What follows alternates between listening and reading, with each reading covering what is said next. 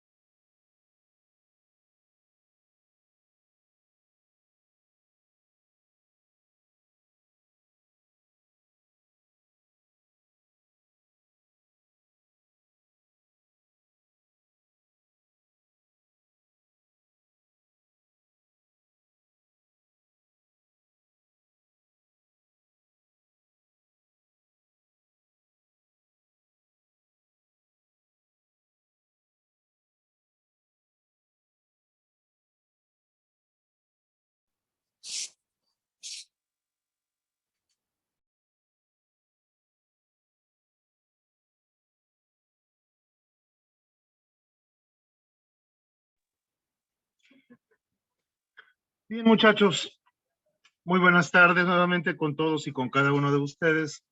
Me parece de que el tiempo ha sido verdaderamente más que suficiente para poder esperar a sus compañeros, ¿no? Entonces prosigamos nosotros y a medida que se van uniendo, bueno, ya se van acoplando precisamente a a lo que estamos estudiando. Bien, pues entonces tenemos aquí la nave a la cual le hemos agregado esos complementos, por ejemplo, como viene a ser esta especie de tragaluz que tiene aquí arriba, un lucernario. También algo que quedó pendiente para ustedes tiene que ver justo con la correa. Yo lo tengo acá en la vista estándar. Voy a colocarle la vista extruida. Acá tenemos la vista extruida. Y claro, solamente les había indicado, voy a darle aquí. Aquí está ocurriendo lo que se llama el print toggle o la vista desmembrada, ¿no? Separada de los distintos elementos que conforman a esta estructura. Entonces, aquí podemos ver de que constructivamente la correa se fija a la brida superior de tal manera de que sea perpendicular, como sucede, por ejemplo, en estas dos primeras, empezando por abajo, en estas dos primeras posiciones de la columna, perdón, de la brida, ¿no? De la correa, donde hemos variado justamente el ángulo de los ejes de rotación para que sean perpendiculares a la brida. Pero por supuesto de que ese trabajo lo dejé pendiente para que ustedes lo ajustasen a todo lo que viene a ser el resto de la geometría de acá de la parábola. Hay otra forma realmente de llevar a cabo todo esto y tiene que ver con un mecanismo más que nada geométrico, matemático, si cabe el término, y tiene que ver con un trabajo más o menos complicado, dependiendo de qué tan familiarizados estén ustedes con la matemática. Por ejemplo, un recurso que normalmente se usa en situaciones como estas es la de colocar, por ejemplo, mi eje coordenado, que lo voy a ubicar por aquí. Aquí tengo mi eje coordenado y claro, voy a hacer que esta parte superior coincida con el vértice de mi parábola y a la parábola la voy a trazar, digamos, así, ¿no? Y claro, como voy a darle a esto un elemento curvo, entonces más o menos lo ubicaré de esta manera para que, de tal manera de que esto más o menos quede así. ¿Cómo? No, sí, no. Entonces, acá tenemos la parábola, evidentemente. Entonces, lo hago que coincida el vértice con la parte superior para que sea más fácil en términos matemáticos de determinar la ecuación de la parábola. esta parábola va a tener más o menos esta forma. Y va a ser igual a una constante c por x elevado al cuadrado. Esta será la ecuación de la parábola. Para que la parábola se abra hacia abajo es porque se trata, evidentemente, c tiene que ser un valor en negativo, ¿no? Tiene que ser negativo, entonces más o menos yo tendré así a la ecuación de mi parábola. En consecuencia, una vez que a partir de la luz que tengo y de esta altura, yo vengo a esta ecuación para determinar justamente el valor de ese parámetro C, que va a salir negativo, lógicamente. Entonces, los diferentes puntos donde se encontraría mi parábola, los tendría que determinar de una manera tabulada, por decirlo de alguna manera. Entonces, para cada valor de, digamos, X, que viene a ser la ubicación de la correa, yo tengo determinados sus correspondientes ordenadas, ¿no? Entonces, el problema se vuelve verdaderamente matemático. ¿Dónde está el problema o el asunto de todo esto? ¿Por qué es que a estos lo estoy sugiriendo como una posibilidad? En cada punto, ustedes lo que hacen es ubicar a la recta tangente. Entonces, por ejemplo, la recta tangente, bueno, no va a estar por aquí necesariamente, pero digamos de que la recta tangente que pasa por este punto de aquí, yo lo tengo determinado acá. Entonces, ahí yo tengo la recta tangente. Naturalmente que para esta recta tangente tiene su ángulo de inclinación.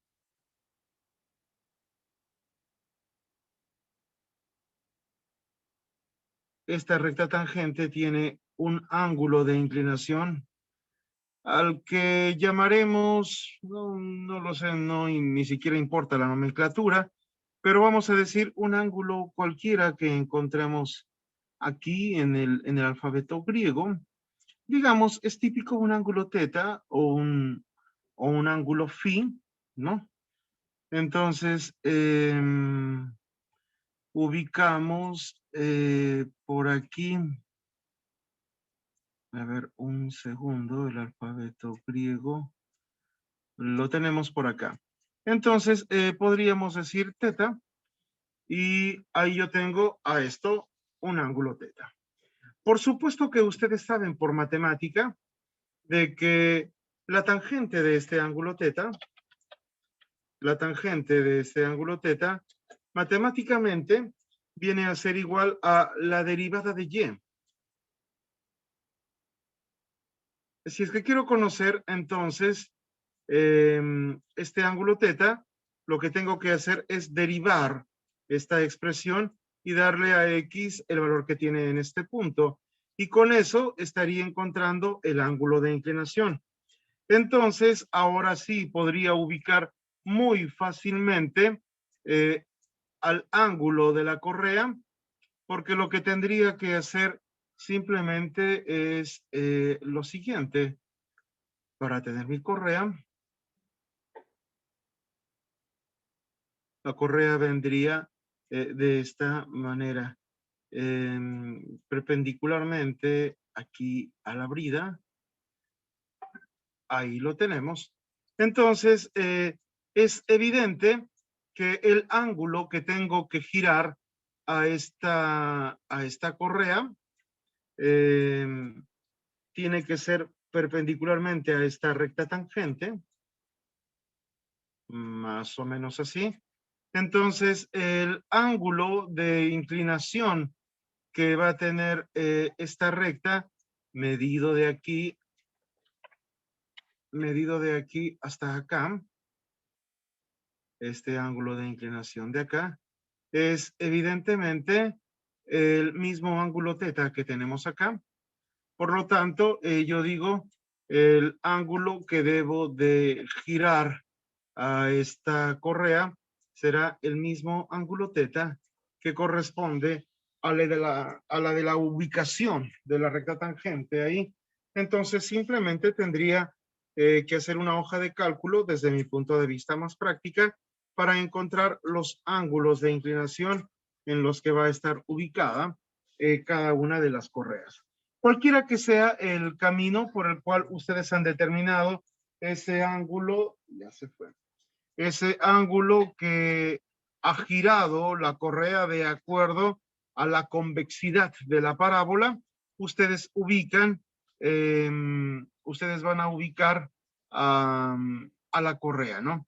Yo eso lo dejé justamente como tarea para que todos ustedes me ubicasen convenientemente a la correa. Además de que, por supuesto, ya la han ubicado en la parte superior, eso yo mismo lo hice. ¿Todos corrigieron la ubicación de la correa, muchachos?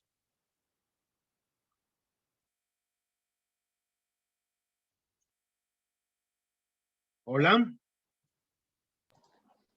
Sí, ingeniero, se había ubicado, usted dejó como tarea pues ubicar la inclinación de las correas, pero no sé si cabiera el comentario. La denominación de techo parabólico como tal implicaría pues una geometría parabólica. Sin embargo, muchas veces cuando se hace, ¿no?, este tema constructivo, más que una parábola vendría a ser una sección de arco, ¿no? No exactamente una parábola como tal. Por eso, cuando yo he empezado a hacer los cambios de inclinación, como lo había hecho inicialmente en AutoCAD y le pasé justamente el dibujo del tijeral, tomé las los ángulos, los medí los ángulos en AutoCAD y esa es la inclinación que le he ido dando a cada una de las correas, ¿no? O sea, es mi comentario lo que usted estaba exponiendo. Bueno, los arcos definitivamente tienen diferentes formas. Un arco puede ser elíptico, puede ser parabólico, puede ser circular, puede ser sinusoidal, puede ser hiperbólico, depende de la concepción y forma que le dé el ingeniero. Bueno, el arquitecto plasma, pero más que nada hay una concepción de forma del arco. Y si digo que es parabólico, entonces debe de construirse de manera parabólica.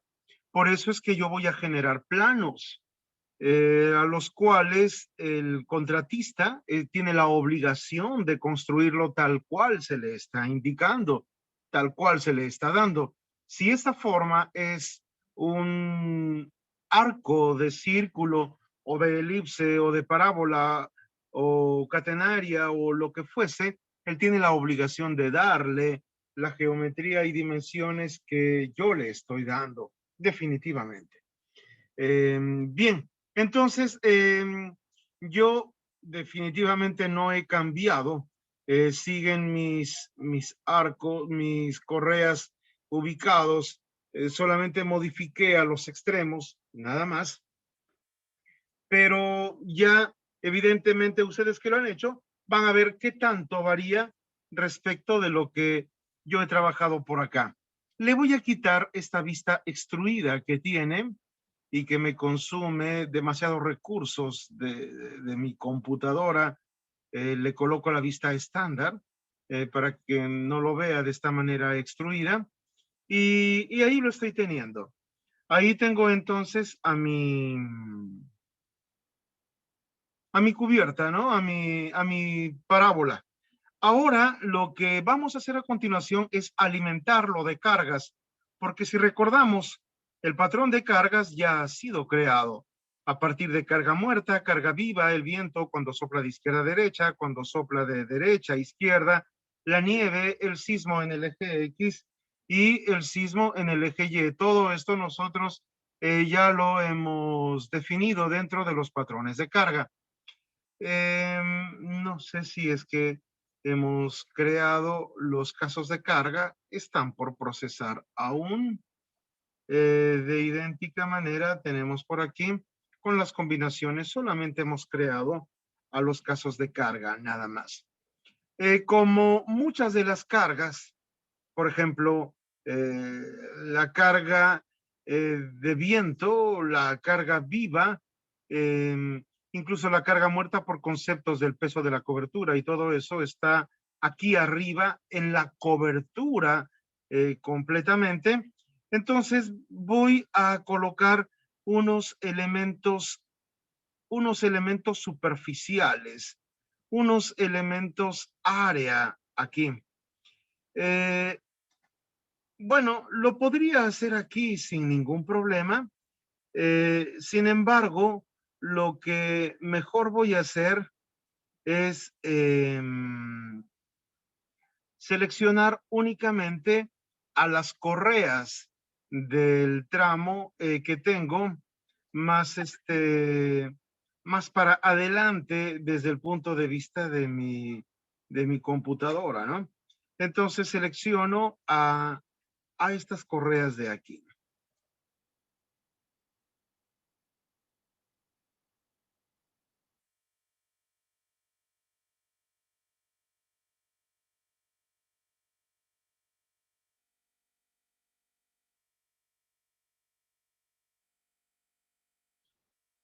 Esas son todas las correas que se encuentran aquí en la vista, por decir, delantera de la cobertura.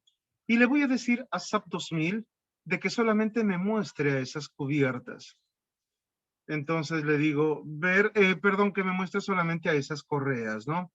Le digo de que me muestre solamente a lo que está seleccionado, que son esas correas.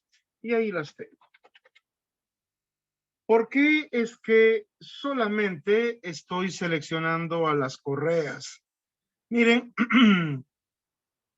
lo que voy a hacer aquí es precisamente colocar a mi canaleta, ¿no? Voy a colocar acá, perdón, no mi canaleta, estoy hablando mal, a mi cubierta, y las cubiertas van montadas encima de las correas.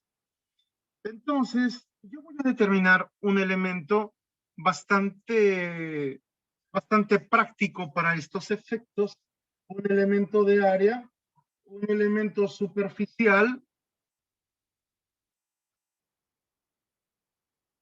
que se conoce con el nombre del elemento, un elemento superficial, un elemento none, un elemento non. De hecho, nosotros podemos ver ese elemento cuando yo le voy a indicar acá al programa que voy a trazar un elemento de área, pero que es un elemento ninguno. Yo lo hago mediante la asignación de este elemento de acá, esta sección de área que tiene una esquina como doblada, ¿sí? La selecciono y acá me dice la sección y viene una configuración, un tipo de ella, pero que si despliego en esta sección, vemos de que abajo aparece un elemento none, un elemento ninguno, un elemento non, realmente es en inglés. Este elemento ninguno, como su nombre lo indica, quiere decir de que estructuralmente no es nada, solamente es una hoja, una lámina, un área que voy a dibujar, pero esta área no tiene rigidez, no tiene peso, no tiene nada, es un elemento ninguno, no es nada. Lo único que hace es, por decirlo de alguna manera, recibir las cargas con las que yo voy a alimentar a mi armadura y luego, digamos, distribuir a los elementos donde tributa, ¿no? Esto es muy importante, obviamente, y lo que voy a colocar es este elemento de área, ninguno. Hay que saber de que, al igual que los elementos tipo frame, que son longitudinales, los elementos área tienen una orientación dada a través de sus ejes locales. Y ya sea de que pique en una dirección horaria o en una dirección antihoraria, eso va a repercutir en mis cálculos. Así, por ejemplo, noten ustedes que si yo dibujo, y miren, ya estoy empezando a dibujar mi elemento área, que es ninguno, en los extremos de la correa, que viene a ser aquí, aquí, y aquí en el último punto, obviamente hago un doble clic y se me forma este elemento de área que es ninguno. Sin embargo, si yo aquí al Set Display Options les digo para los elementos tipo área que me muestre los ejes locales, ¿ok? Verán ustedes de que este elemento área está teniendo una orientación y ahí tengo sus ejes locales. Noten ustedes esto porque viene a ser importantísimo. El elemento rojo, como luego voy a explicar, viene a ser el elemento a través del cual se tributan las cargas, ¿sí? Se tributan las cargas. Mientras que este elemento celeste, que realmente es un color cian, es perpendicular al elemento y eso va a ser importantísimo. Noten ustedes que cuando dibujo en el sentido contrario a las agujas a las que giran el reloj en el sentido antihorario, los ejes locales quedan de esta manera. Miren, voy a crear otro elemento área que es ninguno, así. Acá que es el último, doble clic. Entonces, miren cómo esos ejes locales quedan de esta forma. Pero si yo voy a generar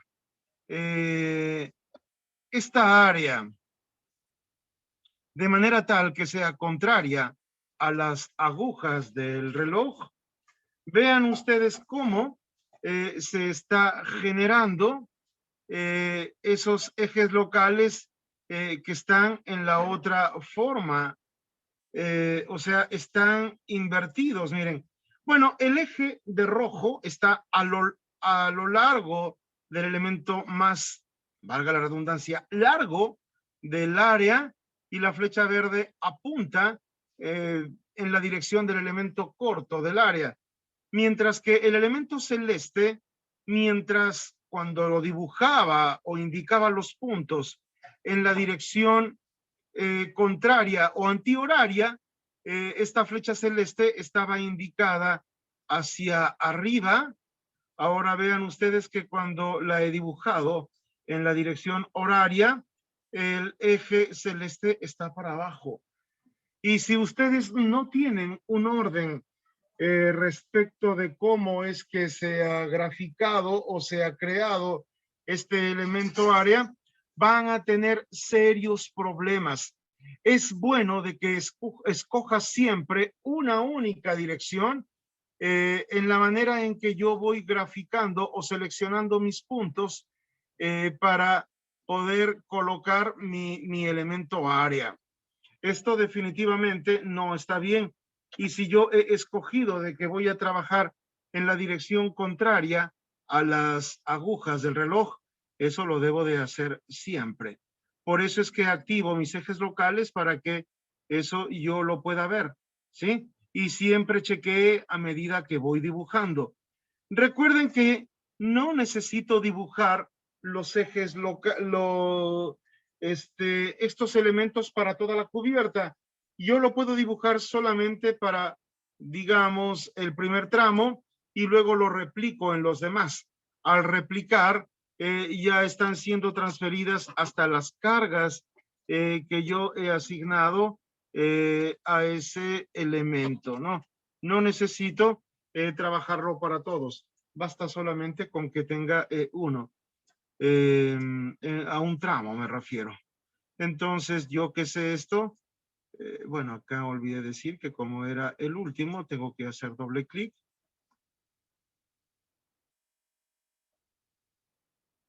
Doble clic y siempre está quedando el eje celeste para afuera, perpendicularmente al área, pero hacia afuera, ¿no?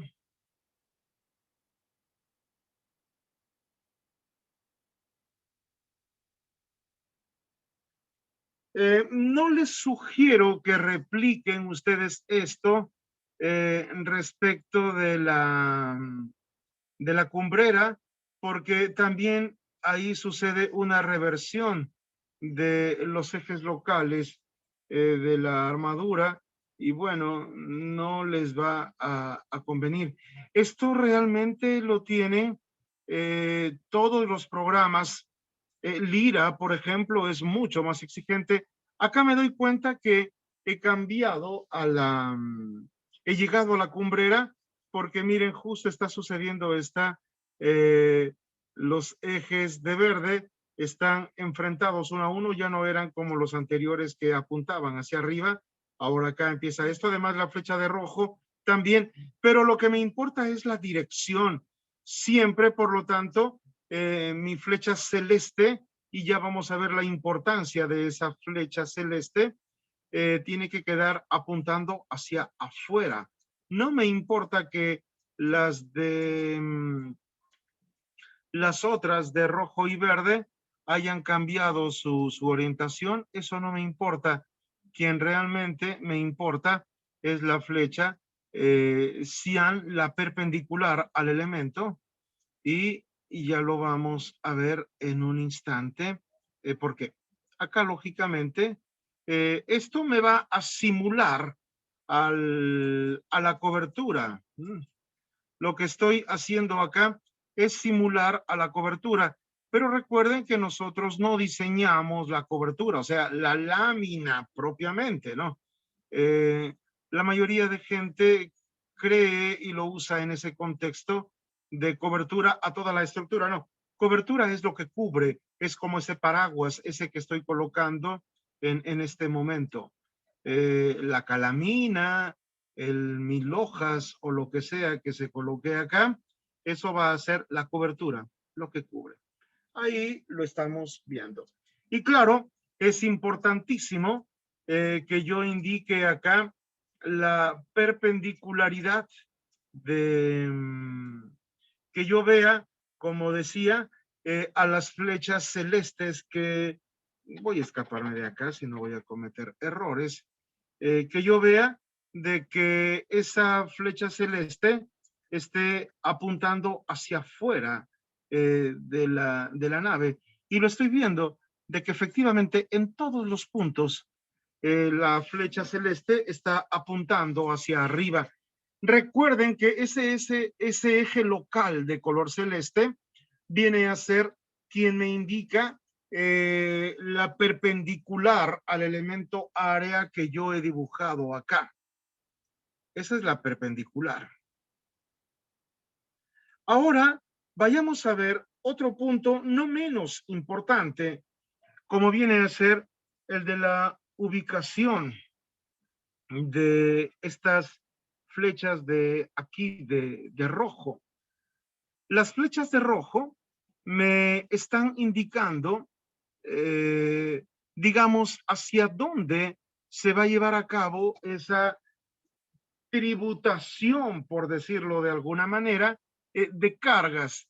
Y acá me está diciendo de que la tributación de las cargas, o sea, la repartición de cargas se va a hacer a lo largo en la línea de acción de la flecha rojo, de la flecha de rojo.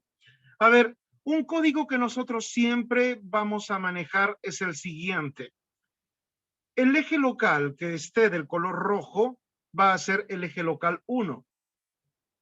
El de verde va a ser el eje local 2 y celeste va a ser el eje local 3. Por eso siempre vamos a ver, no sé, carga 1-1, momento, fuerza cortante en la dirección 2, momento alrededor del eje 3, ¿no? Eso ya lo estamos viendo a través de este código de colores RBC, ¿no? Rojo, verde, celeste, que viene a ser 1, 2, 3. Entonces, la repartición de las cargas, voy a apagar acá el WhatsApp que me está por acá confundiendo, interfiriendo. La repartición de cargas se hace de acuerdo a como me lo está planteando. Por eso es que yo no solamente debo de aprender a crear un modelo, ni mucho menos. Yo indiqué de que SAP 2000, igual que cualquier programa, era una herramienta de diseño a la cual el ingeniero debe de conocer. Y por eso es que no es tan frío el ingreso de datos, dibujar y cosas, ¿no? Quien les ha dicho que es así el diseño está verdaderamente equivocado, porque no es así. Yo debo de razonar cómo se está llevando a cabo todo esto. Regreso a mi dibujo por acá, bastante simple, voy a dibujar por acá, mejor dicho, a unas correas, ¿no? Entonces, yo voy a colocar por acá unas correas. Tengo una correa y tengo otra correa. Tengo una correa y tengo otra correa. Además, yo dije de que iba a colocar acá mi cobertura, mi cubierta, ¿no? La cobertura, calamina o lo que sea. Entonces, a pesar que está encima, yo lo voy a dibujar justo aquí al costado para que más bien sea una herramienta que me permita ver la lógica antes que tape a la correa. Bien, ese color lila me representa a la cubierta. Ahora, en esta cubierta, la calamina, el TR4, lo que fuese, van a venir mis cargas, digamos la carga viva, solo por poner un ejemplo. Entonces, realmente lo que sucede aquí viene a ser lo siguiente. Esa carga viva, esa carga muerta, trabaja de esta manera. Miren, viene por aquí, por acá, por aquí. Y bueno, para hacer el efecto de 3D, tengo aquí atrás, ¿no? Entonces, también voy a completar acá para mal dibujar, pero para que se entienda cómo se está llevando esa repartición de cargas, que recordarán ustedes, es por metro cuadrado, ¿no? Es por metro cuadrado. Ahí lo tengo. Estas serán así. Ahora vienen por acá. Ah, bueno, estas tampoco las veo todavía. Van a estar detrás, ¿no? Estas cargas vienen por aquí y por aquí. Realmente es un prisma de cargas. Entonces, a todas las cargas que yo tengo, más o menos están viniendo así. Lo mismo acá. Y bueno, lo mismo en todo, ¿no? Por aquí y podría colocar por acá. Esa carga viva, esa carga muerta, en fin, todas las cargas que nosotros hemos colocado realmente se distribuyen de acuerdo a este patrón.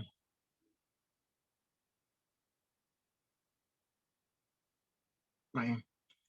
Claro de que podría borrar, eso es un tanto superfluo porque no quiero representar tanto un dibujo geométrico preciso, sino representar una idea de lo que está sucediendo acá, ¿no?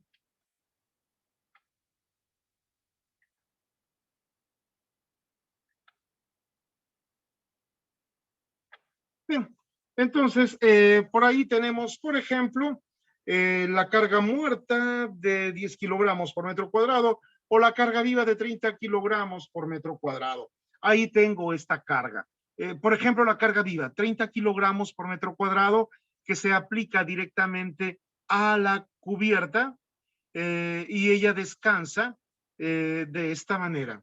La pregunta más importante de todas es, si bien es cierto que se está aplicando esta carga a las cubiertas, y yo lo voy a aplicar, carga viva, carga muerta, carga de viento, carga de nieve, yo lo voy a aplicar de esta manera. Sin embargo, yo debo de explicarle a SAP 2000, recuerden que SAP 2000 no sabe nada, yo le digo cómo es que tiene que trabajar. Y si estoy mal yo, bueno, voy a hacer un pésimo trabajo. ¿Cómo es que esta carga de color, digamos, granate, de color medio marrón, se distribuye en la cubierta? Porque ella lo aplico a la cubierta. La carga viva, la carga muerta, la carga de nieve, viene en la cubierta, es ella la que recibe esas cargas. Entonces, esas cargas, ¿cómo las tributa? ¿Cómo las distribuye? ¿Directamente hacia las bridas que estarían por este lado o hacia las correas? ¿O de repente la distribución es por alguna otra manera? ¿Quién me puede decir eso? ¿Cómo se tributan las cargas acá, muchachos? Explíquenme, por favor.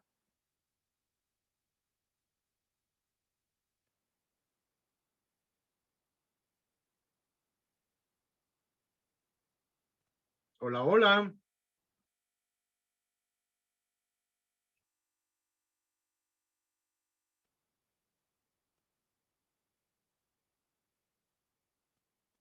¿Sí se comprende? Esta carga, que es una presión, por ejemplo, 30 kilogramos por metro cuadrado para la carga viva, ¿cómo se reparte? Hacia cada una de las correas, solamente hacia las bridas superiores donde se apoya. Bueno, de hecho se está apoyando en las correas, ya les di la respuesta. Claro, tendría que verse en obra, pero ya les indiqué la respuesta de hecho hace un momento. Acá yo tengo el arco, bueno, la brida superior, y aquí voy a colocar mis correas. Acá ya tengo una correa, entonces por aquí vendrá otra correa, perpendicularmente siempre a la parábola. Por acá vendrá otra cubierta, otra correa, perdón. Por aquí tendré otra correa. Bueno, perpendicularmente, ¿no? Por acá tengo otra correa. Por aquí, por ejemplo, tengo otra correa.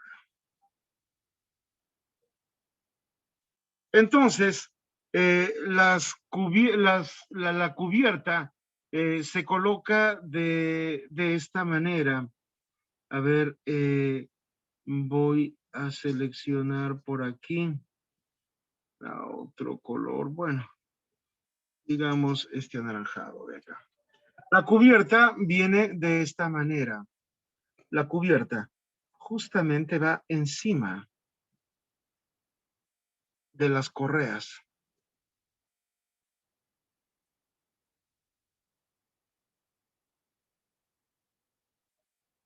Así. Lo que yo veo desde afuera es justamente la cubierta y la cubierta va montada en las correas.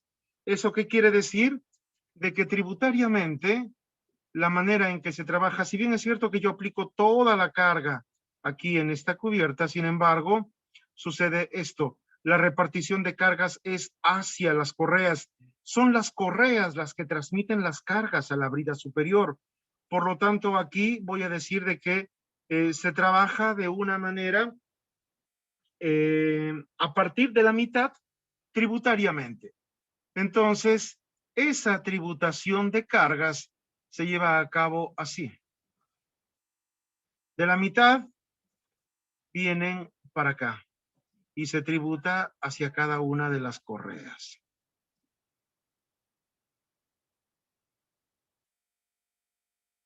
Por eso es que yo aplico otra manera de hacerlo esto sería aplicando directamente las cargas a la correa, pero no tendría ningún sentido de hacerlo a pesar de que también lo puedo hacer. Yo solamente dibujo mi cubierta y yo le indico a SAP 2000 cómo me va a llevar a cabo la tributación de las cargas, y las cargas siempre debe de tributarlas a las correas. Entonces, ingeniero, volviendo acá está mal, porque la tributación de cargas lo está haciendo hacia la brida. ¿Quién me indica hacia dónde tributa las cargas? La flecha de rojo. ¿Eso qué quiere decir? Que debo de seleccionar a todos los elementos área de acá.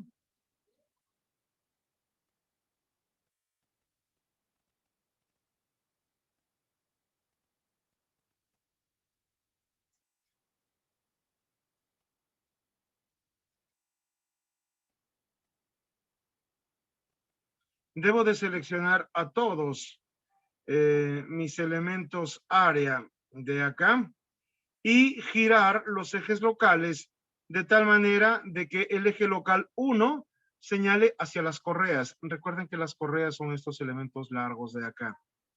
Lo puedo hacer en vez de seleccionar uno por uno, viniendo a Select, Properties. Ahora tengo que ir a Area Sections, secciones de área, y acá seleccionar el elemento None. Lo selecciono y cierro. Ahí están seleccionados todos mis elementos área. Entonces, a estos elementos área les digo de que giren, y para eso voy a asignar área, local access, y acá les digo de que lo giren 90 grados, porque justamente deben de girar 90 grados para que me señalen hacia las correas, y esos son todos, miren. Todas deben de apuntar hacia las correas. Entonces yo le digo ok, y justamente lo que está sucediendo es eso. Ahora los ejes locales me están señalando hacia las correas, lo que quiere decir que se va a producir con esa tributación de cargas, ¿no? No sé si hay alguna pregunta. Ingeniero, tengo dos consultas.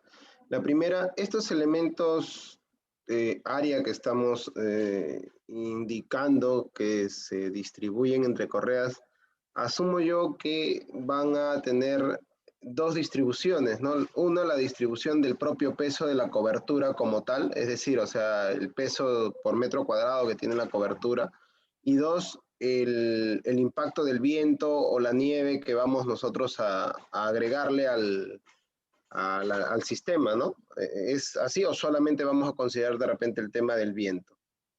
No, todas las cargas. La cubierta recibe todo, la carga muerta, la carga viva, la nieve, el viento, ¿no? Todas las cargas que acá se tienen son asumidas por la cobertura, por supuesto. Claro, Ah, ya, ella ok. es quien recibe a todo eso. ¿Sí? Bien, entonces sigamos nosotros. Claro, alternativamente pueden haber creado un material, y la mayoría comete un error de decir que van a crear un elemento de sección 0 y 0. Pero cuando lamentablemente le dan un espesor de 0, normalmente se comete un error. Si quieren, coloquen algo así, pues, ¿no? O sea, un elemento, pero que tiene 0,0000 infinitamente delgado, ¿no?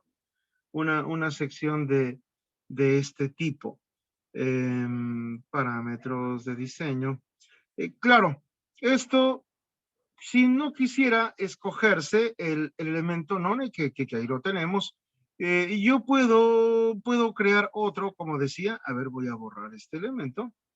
Si es que no quisiera el elemento none, que es una opción, entonces ustedes pueden venir aquí, miren, a definir una section properties, pero ya no vienen a frame section porque este es un área, y dicen área de sección. Entonces, acá como un elemento shell es una carcasa, ¿no? por lo tanto está correcto. Le digo de que me agregue una nueva sección. Claro, ustedes le pueden dar un nombre, por ejemplo, cubierta o cobertura, ¿no? La cobertura. Voy a decirle que es un elemento shell thin, un elemento delgado. Estoy acá en metros. Entonces yo le voy a decir que tengo 1 por 10 a la menos 20 metros, ¿no? O sea, recontra delgadito. Ese es el thickness, el grosor del elemento. Yo le digo 1 por 10 a la menos 20, o sea, microscópico en espesor. Esto lo hago por no indicarle cero, que me puede generar algunos errores, tanto en membrane, que es membrana, como en bounding, que es flexión, yo indico ese grosor, ¿no? 1 por 10 a la menos 20 metros tiene de un átomo de espesor, tiene esta membrana. Pero recuerden de que eso yo lo hago justo por decirle prácticamente de que es un elemento pues que no tiene absolutamente nada, ¿no? Un tipo de material, por lo tanto, no me interesa, yo no voy a diseñar la cubierta, le podría colocar cualquier material, el A36, bueno, algún material que ustedes desearían, ¿no? 4000 PSI, un acero por acá, ¿no? Claro, acero. No podría indicarle este valor de 4000 PSI porque esto viene a ser para concretos. Yo podría indicarle, por ejemplo, el elemento A36, que es un acero, ¿no? Es un acero, o cualquiera de los otros aceros que hemos usado nosotros lo podría indicar. Entonces, al hacer esto de aquí, es similar a lo que tendría con el elemento none, ¿no? Podría crear esta cobertura, decir, ok, y bueno, asignar el elemento cubierta, luego podemos ver cómo varía esto de acá, si es que en lugar del elemento none, porque recuerden de que yo acá estoy, miren, asignando todas sus secciones, son ninguna, ¿no? Propiedad de la sección, todo es ninguno. O sea, no tiene nada, es solamente un elemento de dibujo, pero que me va a permitir tributar las cargas. Bien, ahora vamos a agregarle a esta cubierta los valores que nosotros tenemos por acá. Por ejemplo, tenemos de que, y acá está incluido el peso de esa cobertura de calaminón, miren, 4.30 kilogramos por metro cuadrado. Las luminarias, cables y otros si hubiesen 5. Entonces, por concepto de carga muerta, esto va a tener carga muerta 9.30 kilogramos por metro cuadrado. Entonces, selecciono a todas ellas, viniendo acá a Select, Properties, Area Sections, y acá escojo ninguna, selecciono, cierro, allí están seleccionados todos mis elementos de la cubierta, y le voy a agregar esa carga de 9.30 kilogramos. Ya lo tengo en kilogramos metro, ya están ahí mis unidades, kilogramo metro, entonces está bien para poder decir a esos elementos que he seleccionado, asígname, y voy a bajar aquí a donde dice area loads, loads que viene a ser cargas sobre las áreas, y nosotros tenemos realmente varias formas para indicarle de que se trata de cargas sobre esa área. Le podría decir de que viene a ser una carga uniforme agregado al shell.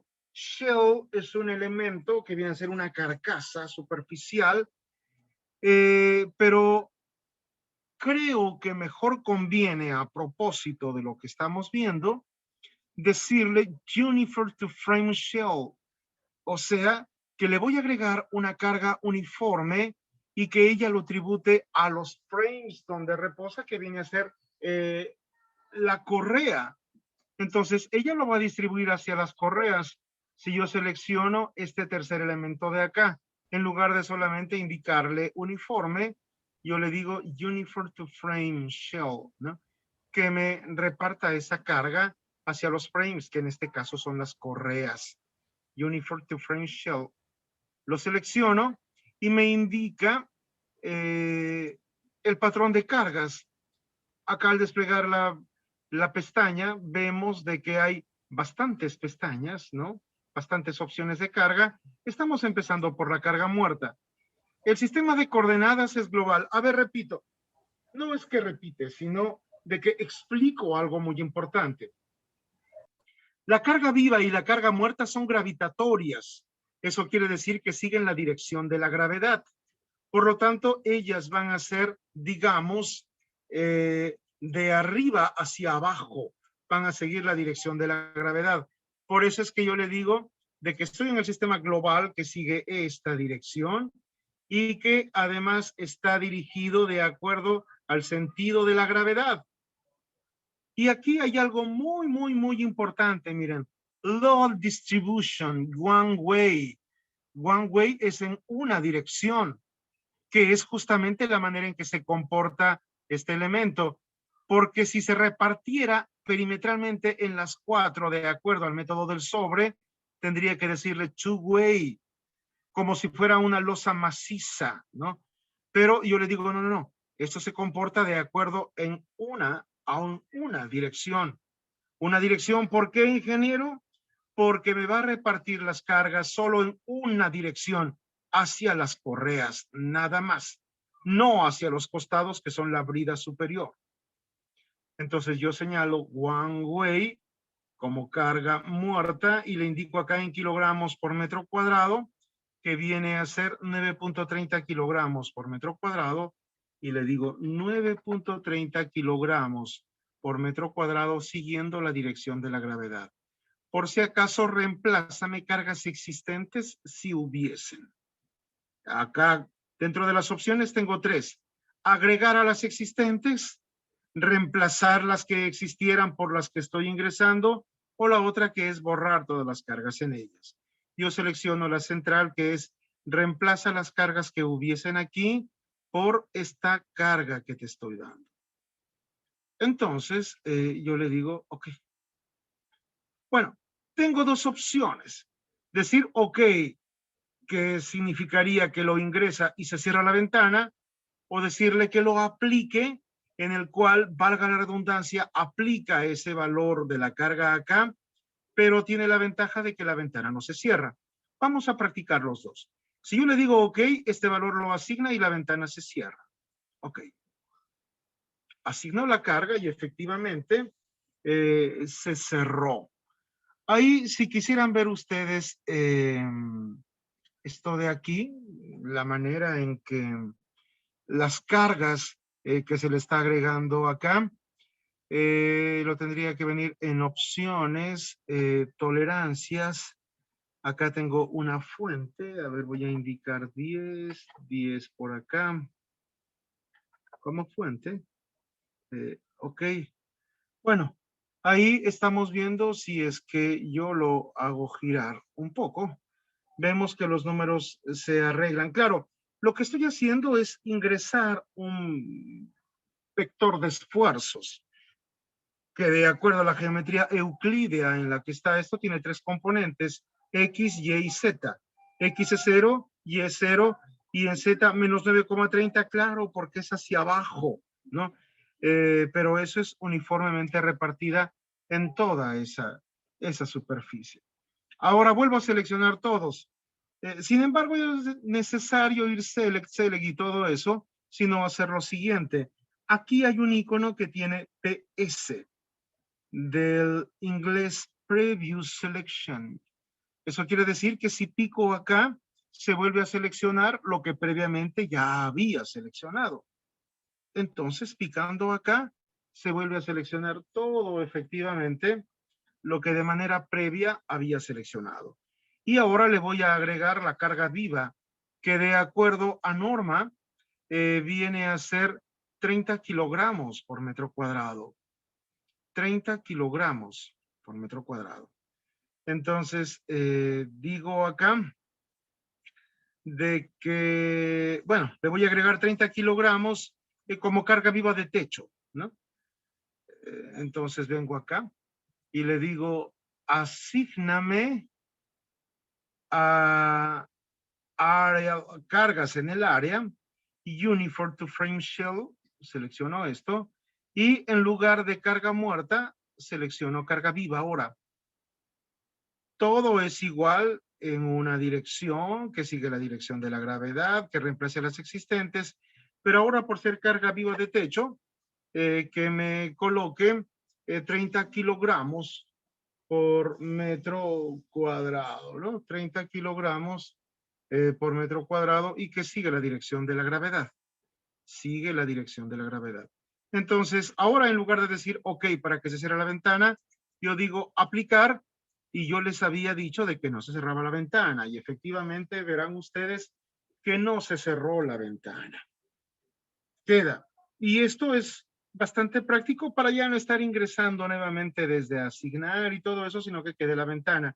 Ahora voy a ingresar mi carga de nieve. Una consulta. Sí, dígame. Ingeniero, esa cobertura entonces, ya que le está colocando carga muerta, significa que el programa no lo va a calcular el peso propio, pero de los demás elementos sí lo calcula el propio programa, ¿verdad? Pero por supuesto, cuando yo estoy hablando de la carga muerta, es solamente de la cobertura, de la plancha, de la calamina, del TR4, de lo que haya arriba. Pero del resto de elementos sí me va a calcular el peso propio, obviamente. Solamente yo le digo para la cubierta, nada más, señor. Para el resto de elementos sí me calcula su peso propio. ¿Está bien? Sí, gracias, ingeniero. Bien, hemos indicado también la carga de nieve, ¿no? Y la carga de nieve es de 40 kilogramos por metro cuadrado. Entonces, vuelvo a seleccionar, claro, porque recordarán ustedes cuando se calculó la carga de nieve, que el reglamento me indica ciertas cosas, que lo mínimo para todo esto ya lo había explicado, por eso es que no entro en el detalle, dependiendo de la relación de la altura con la longitud, si es mayor de 1/10, que es nuestro caso, se aplica uniformemente a toda, esta de 40 kilogramos por metro cuadrado. Como eso lo estoy cumpliendo en esta cobertura, entonces vuelvo al Preview Selection, vuelvo a seleccionar lo anteriormente seleccionado. Ahí lo tengo. Y le vuelvo a agregar a esto, claro, la carga de nieve también es gravitatoria. Entonces, en el patrón de cargas, en el Load Pattern, le digo Snow, nieve. Y ahora le digo 40 kilogramos por metro cuadrado. Y ahora sí, ok. ¿Por qué se vuelve a cerrar? Sí, pero voy a explicar por qué es que ahora lo quiero cerrar. Bueno, si gustan que quede ahí, lo aplico. Bien, ya apliqué mi carga de nieve, la carga viva y la carga muerta a todo esto. Voy a borrar, no voy a borrar, voy a ocultar esta tríada que me indica el tensor que se ha aplicado a cada una de estas áreas. Y esa, digamos, el ocultar de la pantalla lo logro presionando la tecla F4 del teclado. Y con F4 no se visualiza, ¿no? No se visualiza. Miren, indiqué oportunamente al momento de calcular las cargas de viento de que las cargas de viento precisamente son, a diferencia de la carga muerta, la carga viva, la carga de nieve, la carga de viento es perpendicular a la superficie. Perpendicular a la superficie. Y miren, aquí está soplando el viento, pero de izquierda a derecha. Cuando sople de derecha a izquierda, esto se invertirá. Lo de verde estará acá y lo de azul estará para este lado cuando el viento sople de derecha, perdón, a izquierda. Pero este panorama viene a ser tal que tiene que ser perpendicular a la superficie en todo el tramo hasta la cumbrera.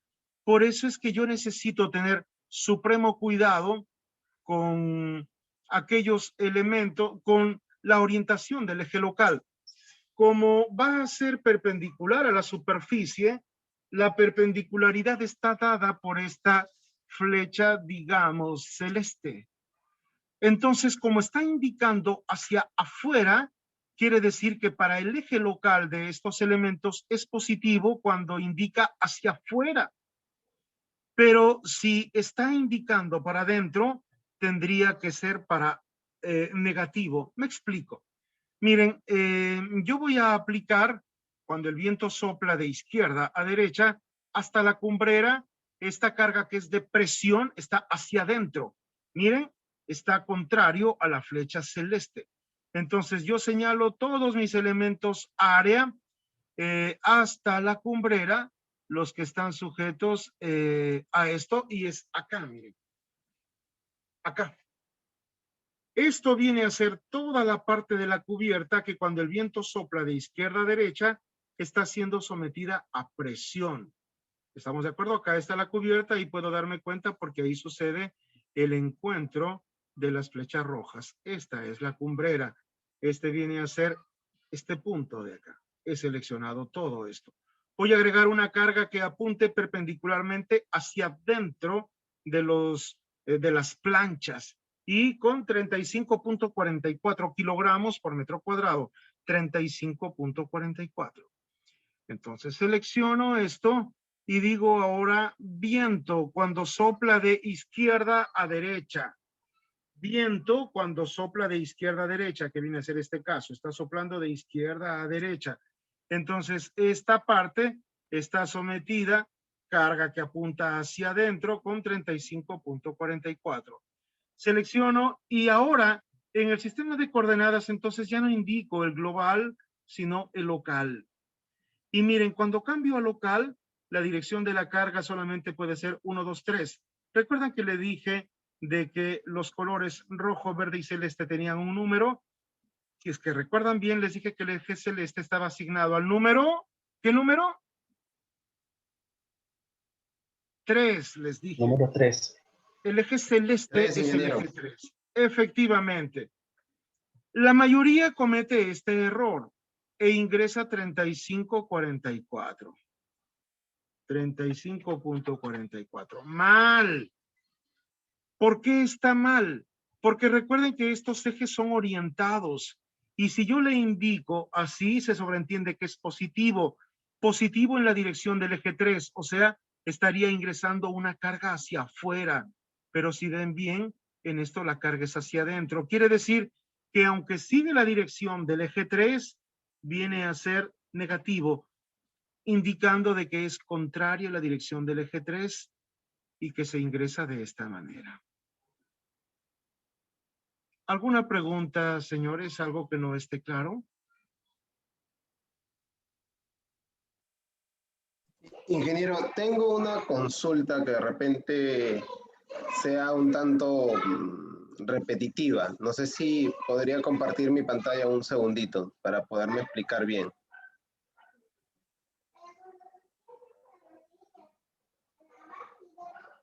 Ingeniero.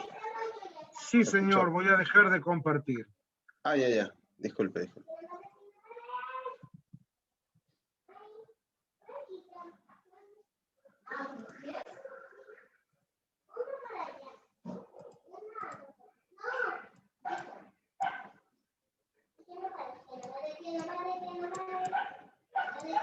Caramba, ¿cómo dejo de compartir acá? O en todo caso, ingeniero, capturo la imagen y a ver, ahí, ingrese usted, comparta, por favor, ya dejé de compartir. Ya. Listo, ingeniero. A ver, no sé si se logra visualizar, ingeniero. ¿Sí? Sí, se está viendo, estaba hablando con el micro apagado. Sí está, dígame. Ah, ya. Ya, bueno, ahorita, en estos momentos nosotros estamos haciendo este análisis, ¿no? Que es en el viento en X, que yo le he nombrado WX por el eje que estamos trabajando, que usted le ha mencionado que es izquierda-derecha. O sea, estamos haciendo este análisis en la cobertura, en este sentido. Entiendo que Sí. después vamos a hacer también el W menos X, que es de Por derecha a izquierda, donde supuesto, van a cambiarse los valores. estamos empezando solo con lo primero, dije, pero se van a hacer los Claro. dos. Ahora, también se tendría que analizar esta posibilidad, o sea, cuando el viento actúe de esta manera, así. No es necesario, debería de hacerse, pero vamos a considerar los valores más críticos, que es justamente cuando sucede esto. Debería de indicarse en esta condición. Bueno, y acá solamente va a ser el caso en el que todo esté sometido a esa ráfaga uniforme, todo simultáneamente. De hecho, este es el caso más práctico, más simple. Ya está contemplado en esta posibilidad. Por eso es que no lo hago. Pero podría ocurrir que en algún momento o en otro caso sí haya la necesidad de hacer lo que está indicado en las flechas verdes. Podría darse el caso. Yo le dije de que sí, el ingeniero es más, Zapata Baglietto, les comenté sobre la tesis, incluso he compartido con ustedes esa tesis, donde él da incluso tablas para todo esto. Debería de hacerse, pero lastimosamente la norma técnica peruana, tal cual se lo tiene ahora, no lo contempla. Bien. Ok, ingeniero, gracias. Entonces, Muchas gracias. No tiene por qué. Ingeniero, buenas tardes. ¿Puede repetir el nombre de la tesis, por favor? Claro que sí, yo ya lo he indicado. A ver, espere que se estabilice mi pantalla. No sé por qué parpadea a veces así. Sí, lo que pasa es que mencionó algo interesante y la vez pasada, que la forma de cómo actúan las cargas en los techos a una sola agua, y justamente lo voy a necesitar para mi tesis. Ah, muy bien.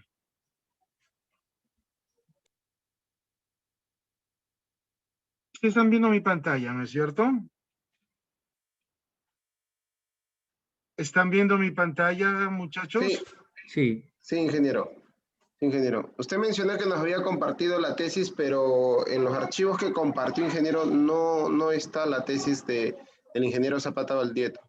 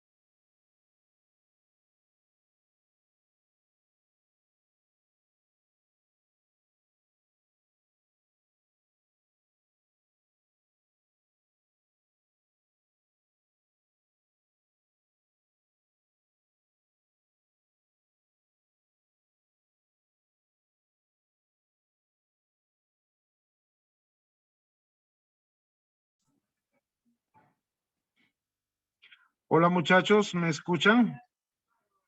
Sí, ingeniero, ahora sí se escucha. Disculpen, por favor, no sé qué pasó, se reinició mi máquina, felizmente fue rápido, pero bueno, a ver, asumo que no se grabó ninguno de los cambios que hice en SAP 2000. A ver.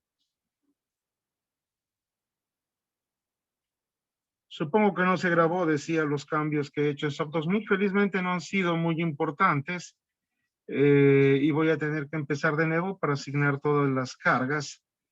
Claro que lo voy a hacer mucho más rápido, obviamente. A ver, acá lo tengo.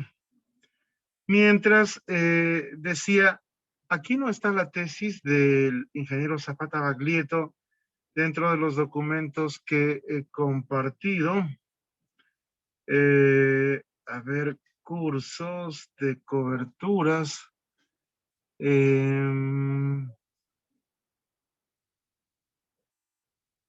No, pues por acá no está la tesis.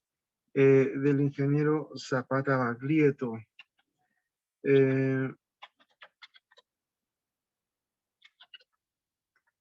A ver, mientras carga mi SAP, caramba, creo que este es así. For share, ahí está. Vamos a iniciar sesión acá. Por acá tengo libros de acero. Efecto del viento, aquí está. Aquí está. Voy a descargar a este elemento de acá. Descarga. Ahí va a empezar a descargar. A ver, ya lo tengo. Lo traigo acá mis documentos. Guardo.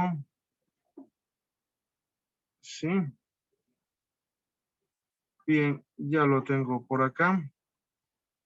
Y vamos a ver ahora lo que tengo por acá en mis documentos. Efecto del viento sobre las estructuras. Acá está. Esta es la tesis de la UNI, del que ahora ya es ingeniero, José Fernández Calante Sánchez, del año 1986, y asesorado por el mismísimo ingeniero Zapata Baglietto. Yo había explicado ya esto de aquí. Qué pena que la norma peruana no considere a todo esto, ¿no? Acá explica el ingeniero para una serie de cosas cómo debería de calcular esas cargas de viento. Ahí están solamente a una agua, como lo que necesita el ingeniero. En fin, si creen que esto, como en realidad es un documento bastante importante, lo voy a compartir en este momento. Voy a venir al grupo WhatsApp de acá y lo voy a subir al grupo de Teddy. Naves industriales, aquí está. Y voy a cargar el documento. Está acá. De efecto del viento. Efecto del viento sobre las estructuras. Voy a abrir. Y se lo comparto.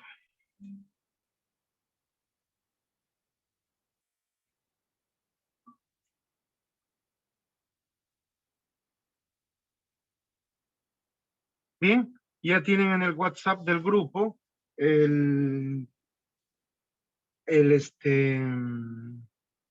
la tesis donde se indica todo lo relacionado a las cargas de viento, que todavía no lo contempla la norma técnica peruana, ¿no? Entonces, ya no voy a explicar con mucho cuidado todo esto porque ya ustedes lo tienen, ¿sí? Cómo selecciono y por qué estoy seleccionando solamente a las correas de,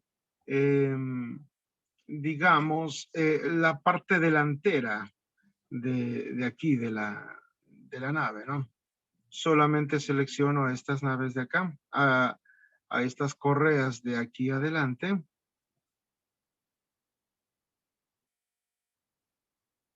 Exacto, acá.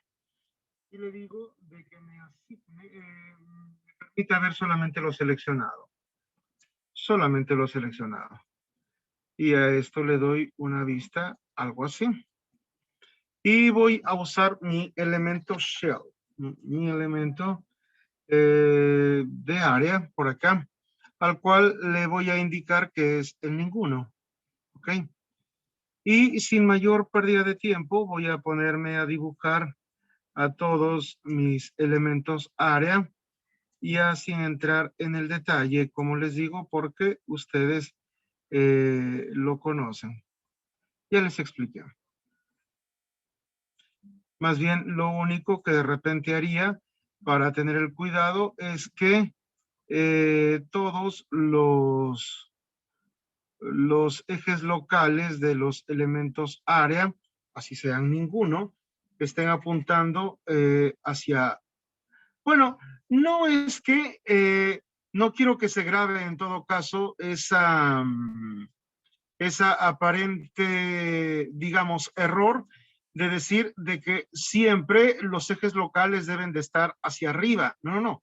Yo no he dicho de que sea mejor que esté hacia afuera o que apunte hacia adentro. Lo único que dije es que en todos deben de estar orientados hacia una misma, ya sea hacia afuera o hacia adentro. Y es más, incluso si ustedes son lo suficientemente ordenados, podría ser de que desde la cumbrera hacia la izquierda, por ejemplo, estén los ejes en un sentido y de la cumbrera para el otro lado estén en el otro sentido. Eso no es lo importante. Solamente de que yo sugiero al menos de que todos estén hacia un mismo sentido. Ustedes son los proyectistas y cada uno tiene un propio orden. Recuerdo de que mi mamá, cuando era adolescente, y creo que hasta hoy lo sigo siendo, era bastante desordenado. Y mis libros y mi cuarto en general era un completo caos, ¿no? El caso es que a pesar de mi desorden, yo tenía un orden, yo sabía dónde están mis cosas. Y cuando mi mamá, por desgracia, lamentablemente ordenaba, me complicaba la vida porque ya no sabía dónde estaban mis cosas, ¿no? Entonces puede ser algo parecido con ustedes, de que para mí haya un desorden, pero para ustedes hay un orden. Si es que se entienden perfectamente de esa manera, yo no seré quien diga alguna otra cosa, ¿sí? Acá he colocado entonces ya los elementos. Estamos viendo ese problema, ¿no? Que acá se tiene, caramba. Voy a seleccionar a todos mis elementos por acá y les digo de que el elemento rojo apunte hacia las correas, cosa que ya expliqué hasta el cansancio. Para los elementos área, los ejes locales que los gire 90 grados y ok, ya lo tengo. Ok. Ya están ahí girados 90 grados, indicando hacia las correas, entonces no hay problema alguno. Me voy a ver en la obligación de guardar permanentemente para evitar un problema como el anterior. Bien, ahora voy a seleccionar a todos, voy a Preview Selections para que me seleccione todos e insertaré cada una de mis cargas. Tengo por acá la memoria de cálculo de Coyurki y tengo de que mi carga muerta es de 9.30, si recuerdo bien, 9.30 kilogramos por metro cuadrado. Entonces digo por acá de que me asigne Area Loads Uniform to Frame Shell, carga muerta, 9.34 creo fue, 9.30. Entonces, 9.30, carga muerta que sigue la dirección de la gravedad, one way, ya saben por qué, reemplace también por qué, y yo le digo aplicar, ¿sí? Estamos bien. Preview Selection, nuevamente, que me vuelva a seleccionar a todos. Preview Selection, ahí está. Ahora como carga viva, que me agregue 30 kilogramos por metro cuadrado que me indica la norma, y yo lo aplico, ahí está como carga viva. Previous Selection, nuevamente, carga de nieve, que son 40 kilogramos por metro cuadrado, aplico. Voy a ocultar esas inscripciones que hay acá, ¿no? F4, ya está. Entonces voy a trabajar ahora cuando el viento sopla de izquierda a derecha y selecciono solamente lo que está sujeto a presión. Entonces eso es hasta acá, acá viene la cumbrera. Entonces voy a seleccionar la carga de viento de izquierda a derecha, donde en todo esto yo tengo que seleccionar el eje local. Es perpendicular al eje, por lo tanto debe de seguir la dirección 3. Si es positiva, esta carga estará hacia afuera, que no es correcto, sino es hacia adentro. Y hacia adentro tiene un valor de 35.44. Hacia adentro, como es hacia adentro, tiene que ser negativo, menos 35.44. Menos 35.44, solamente esta parte de aquí, nada más, solo esto. Y todo está bien, le digo aplicar. Ahora lo dibujo perpendicularmente. Voy a seleccionar la otra parte que viene por acá. Es esta de acá. Esta sí está sometida a succión. Esta sí está sometida a succión cuando el viento sopla de izquierda a derecha. Si el viento sopla de izquierda a derecha, esto está sometido a succión hacia afuera. Noten ustedes que sí está siguiendo acá la dirección del eje celeste, por lo tanto es positivo. ¿Y de cuánto? De 25.78. 25.78. Selecciono esto y le digo positivo 25.78. Ya saben por qué positivo. Porque sigue hacia afuera, de acuerdo a como yo lo tengo, hacia afuera. 25.78. Y lo aplico. Y ya me aplicó esto. Ahora la otra posibilidad. Cuando el viento sopla de derecha a izquierda. Y claro, cuando el viento sopla de derecha hacia la izquierda, hay una reversión, ¿no? Hay una, perdón, por favor, ¿dónde está esto? Ah, se fue por acá. Por acá. Yo decía, acá en la memoria de cálculo, caramba, se oculta esto, ahí está. Acá voy a tener lo siguiente. A ver.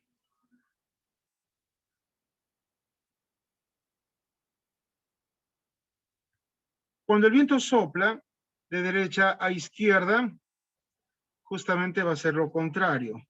Entonces, cuando yo a esto lo traiga, solamente lo hago para que quede evidente. Eso ya no lo puedo colocar en el análisis, obviamente. Está acá y ahora le voy a decir que me haga un quiebre acá. Exacto, ¿no? Entonces, miren, cuando ahora sopla el viento de derecha a izquierda, esta parte ahora está sometida a presión y está de manera contraria como está el eje local, ¿sí? Para este primer tramo, y es 35.44. Entonces, cuando selecciono lo otro, cuando el viento sopla de derecha a izquierda, acá le digo un previous selection. Ahí, esto de acá está sometido a una presión, por lo tanto será 35.44. Esto será 35.44. Pero por estar hacia afuera será contraria a la dirección del eje local y esto será negativo. Ahí, menos, y le digo aplicar. ¿Sí? Ahora selecciono todo esto de acá, que cuando el viento sopla de derecha a izquierda, esto está sometido a succión de 25.78. Esto está sometido a succión de 25.78. Y es positivo porque está hacia afuera, siguiendo la dirección del eje local 3. Lo dejo como positivo. Y finalmente digo, ok, ya ingresé todas mis cargas. ¿Alguna pregunta, muchachos? Bien, eso es porque está perfectamente claro todo. Entonces, ya lo tengo de esta manera. Ahora, si quieren, selecciono a todo. Le digo, seleccióname por propiedad de área los que tengan elemento known. Selecciona el elemento none. Selecciona. Es que acá obviamente están ellos y están los ejes locales, no se activan.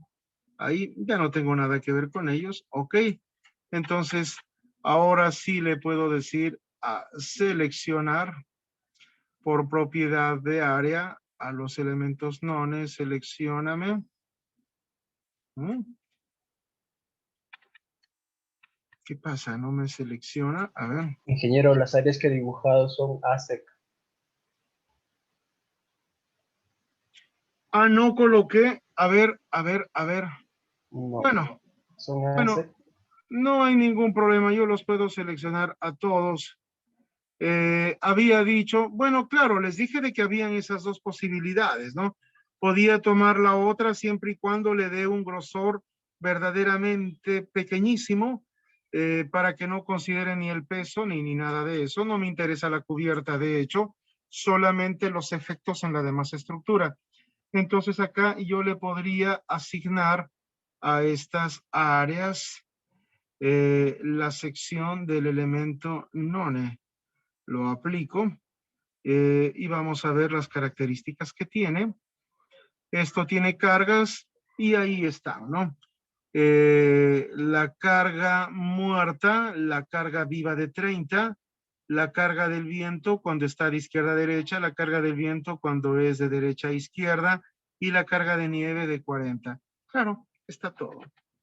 Bien, muchas gracias, joven. Oculto el nombre, none.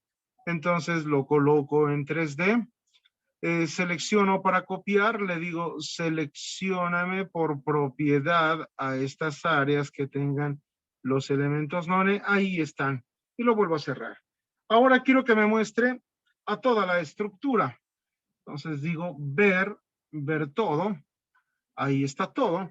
Entonces yo lo voy a replicar a todo esto, claro. Y al replicar van a ir con todo y cargas, ¿no? Con todo y cargas. Entonces yo replico 1, 2, 3, 4, 5, 6 veces a 6 metros.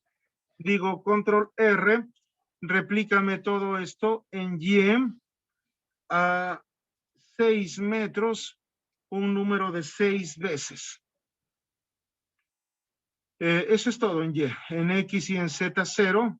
Entonces esto lo vas a hacer y le digo OK. Y ya lo replicó en todo. ¿Sí? Pudiera colocarle incluso para definir estos elementos de acá. Para definir mis elementos. A ver, la definición de mis secciones. Voy a ver para el none.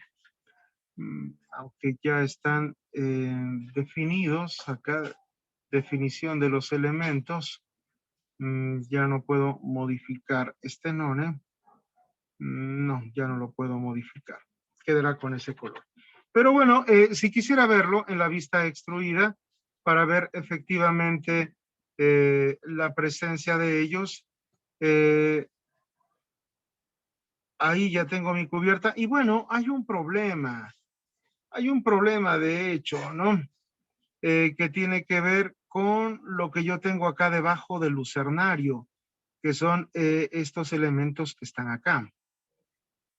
Estos elementos de acá justamente se encuentran debajo del lucernario y esa no es su posición correcta, ya que si nosotros recordamos, eso está encima y acá lo ha copiado y podemos ver evidentemente de que está inmediatamente encima de las cubiertas, pero esto debe de estar encima.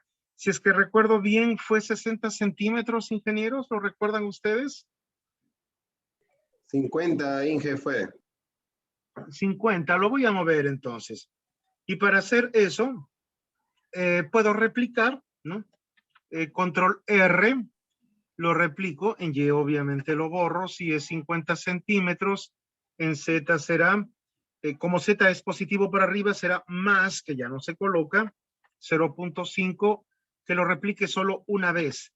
Y claro, como ahora yo sí quiero que me borre el original, yo quiero que me borre lo que estaba debajo, yo tengo que seleccionar, bórrame el original. Replica, o sea, copia arriba, pero me borras el original, porque debajo ya no tiene, solamente encima del lucernario. Le digo OK. Y efectivamente, ahora me está colocando la cubierta acá en el lucernario como yo la necesito realmente, que es encima del lucernario, y eso lo estamos viendo acá, ¿no? Ellos están inmediatamente encima, ahí, ellos están encima del lucernario. Esos elementos seleccionados ya están arriba, no están debajo. Eso era lo único que tenía que ver, lo muestro en 3D. Y bueno, ahí ya están los elementos. Voy a guardar por si alguna precaución como la anterior. Y ya tengo todo, ya asigné. Bueno, dirán ustedes, oiga, faltan las cargas de sismo. Y claro, faltan las cargas de sismo, ¿no? De acuerdo a lo que yo estoy teniendo. Las cargas de sismo no se calculan como tal y no son números que se ingresan, simplemente se lo definen a través de un espectro de respuesta, de acuerdo a como lo indica la norma técnica peruana E030 de diseño sismo resistente.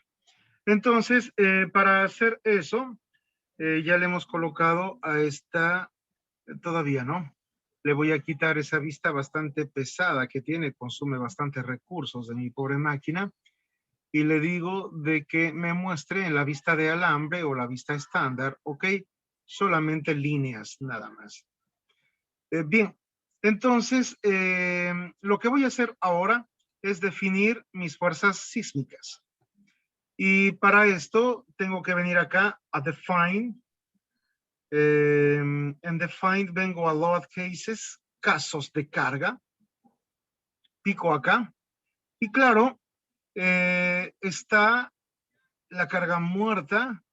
Lo que vamos a hacer acá es ver el modal, ¿no?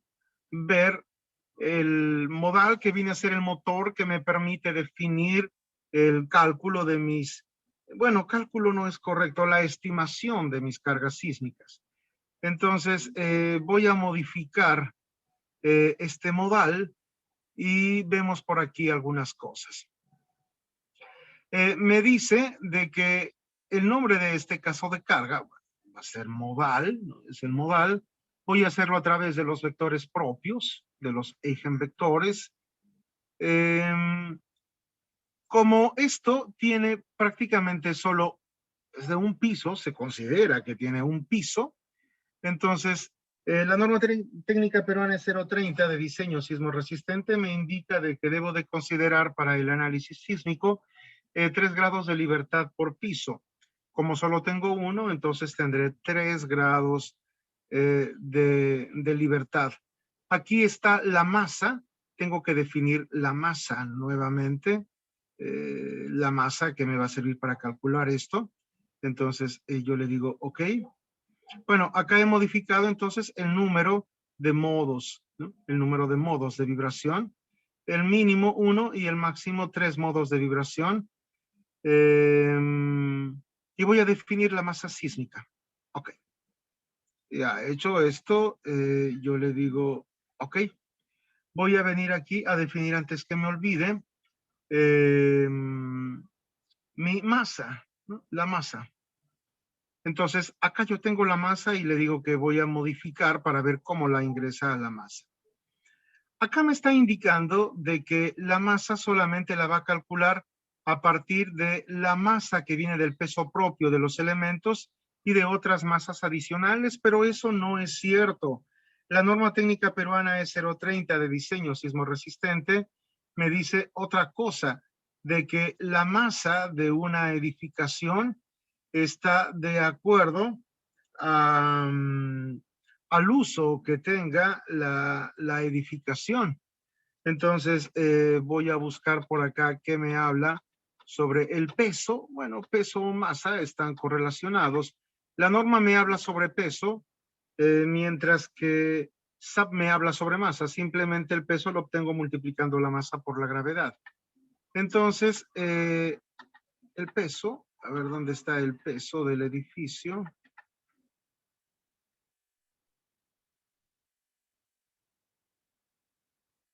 Ingeniero, si en esa norma se podría indicar en qué parte está lo que mencionó de los grados de libertad por piso, que cambió hace un momento sería excelente, por favor. La estimación para el peso me dice de que en edificaciones de las categorías A y B, además del 100% de la carga muerta, debo de considerar el 50% de la carga viva. Mientras que en edificaciones de la categoría C solamente se toma el 25% de la carga viva. Lamentablemente este es un colegio y los colegios, no lamentablemente estoy hablando mal, sino que la infraestructura asociada a un colegio se considera una edificación esencial, dado de que eventualmente ante un sismo, por ejemplo, o cualquier otra desgracia, podrían servir los colegios como una fuente de atender o de cobijar provisionalmente a los que hayan caído en desgracia. Por lo tanto, al ser una edificación esencial o importante, debo de considerar, además del 100% de la carga muerta, el 50% de carga viva también. Entonces, vengo aquí a la masa y le digo de que yo le voy a especificar la masa a partir de los patrones de carga. Desmarco esto y le digo, te voy a especificar los patrones de carga. La carga muerta es 1, o sea, el 100% sí, pero adicionalmente a la carga viva se le debe de agregar el 50%, o sea, 0.5 y lo agrego.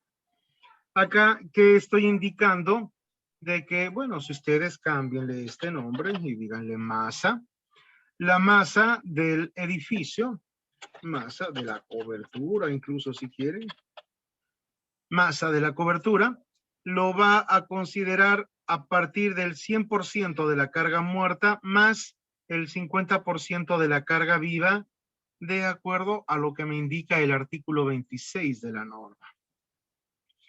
Entonces, hecho eso, yo digo, ok, ya he definido la masa de la cobertura, así se llama, ok. Y cuando, por supuesto, vengo aquí nuevamente a definir mis casos de carga en el modal, yo le digo modificar todos estos valores que acá tengo y verán cómo ahora me habla de la masa de la cobertura que va a ser aplicado para esto. Los modos lo pueden ver ustedes, por supuesto, de que si quisiera estudiar toda la norma técnica, tendríamos que hacer solamente un curso para entender a la norma, ¿no? Tendríamos que ver por acá donde me indica de los grados de libertad, que se deben de tomar 3 para cada piso. El peso, procedimientos de análisis, tiempo, historia, lineal y elástico, 30 metros de altura, cortante basal, periodos de vibración, excentricidad accidental, de los modos de vibración, por acá tiene que ser.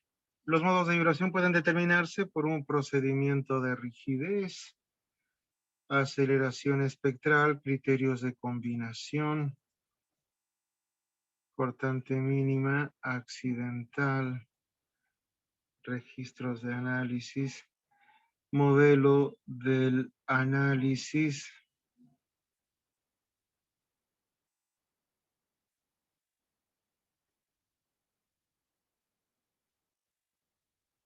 separación, redundancia. Ingeniero, ¿será el Dígame, artículo, joven. ¿será el artículo 25.3? A ver, un segundo, maestro. 25.3.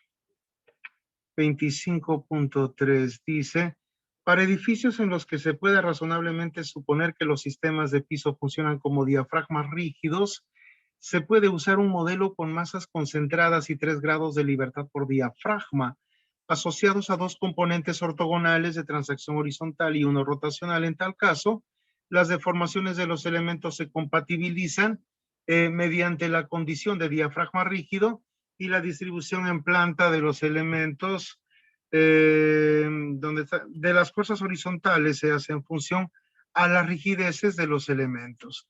Bueno, acá me está hablando por diafragma, que se deben de considerar 3 grados de libertad asociados a los 3 modos de vibración por diafragma, ¿no? Podría extenderse por piso. Por eso es que yo acá estoy teniendo, muchísimas gracias, joven, un piso, ¿no? Entonces tengo 3 modos de vibración. Muchas gracias. Tenemos OK, entonces, y ya hemos definido el modal. Ahora tenemos un problema. Mientras el resto de las cargas, hablamos de la carga muerta, la carga de viento, la carga viva, bueno, y eso, realmente la carga de viento ni siquiera es estática, pero se dice de que es una fuerza lineal estática, ¿no? Cuando realmente no lo es. La fuerza de viento es dinámica, varía en el tiempo y permanentemente. La fuerza sísmica igual, pero bueno, la carga muerta, la carga viva, las cargas de viento, la carga de nieve, se consideran como lineal estáticas. Las fuerzas de sismo las debo de considerar, de evaluar a partir del espectro. O sea, viene a ser un análisis espectral modal. Estas fuerzas de sismo vienen a ser dinámicas que se estiman a partir de justamente el espectro de respuesta. Y para determinar a estas fuerzas de sismo, tanto en X como en Y, yo debo determinar previamente el espectro a partir del cual se va a determinar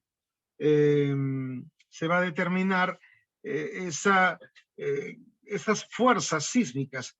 Porque cuando, miren, yo lo hago acá, fuerza sísmica, miren de que fuerza sísmica en X, fuerza sísmica en Y, me sale por defecto de que es una fuerza lineal estática y eso está mal.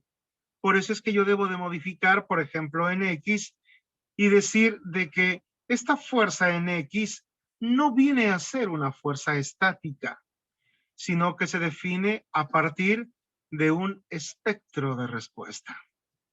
Pero claro, como no he definido el espectro de respuesta, yo no puedo decirle con qué espectro de respuesta trabaje. Por lo tanto, momentáneamente cancelo esto de acá. Voy a cancelar esto de acá y definir mi espectro. Para eso voy aquí a definir funciones y el primero que aparece aquí desde arriba hacia abajo viene a ser el espectro de respuesta. Eso es lo que yo voy a definir, mi espectro de respuesta. Entonces picamos acá. Claro, por defecto me viene este espectro que lo puedo borrar sin ningún problema para no confundirme. Y al desplegar la ventana acá de cambio para que me genere la función del espectro, despliego esta pestaña y acá buscamos la norma técnica peruana E030 del 2014 y acá lo vemos. Perú, norma técnica E030 2014. Selecciono esto y yo le digo que me agregue una función nueva. Y al agregar una función nueva, obviamente acá yo tengo el espectro y tengo que llenarlo a esto con muchísimo cuidado, lógicamente. Le pongo un nombre, la norma técnica peruana es 030. Así la voy a llamar. La zona sísmica, eso depende de dónde esté tu proyecto. Estoy en la ciudad de Piura y por lo tanto yo supongo que estoy en la ciudad de Piura. La ciudad de Piura está en la zona sísmica 4. Me encuentro acá. La categoría o la ocupación. Bueno, puede ser A, ¿no? Esencial, B, importante. Yo le voy a considerar a esto como una edificación, la esencial. Voy a decir que es una edificación esencial del tipo A. El tipo de suelo, esto viene del estudio de mecánica de suelos, en Piura normalmente son arenas, entonces digo, es un suelo S3, que son arenas, suelos blandos. No tiene ni irregularidades ni en altura ni en planta. El factor básico de respuesta lo encuentro en la norma técnica peruana de 030.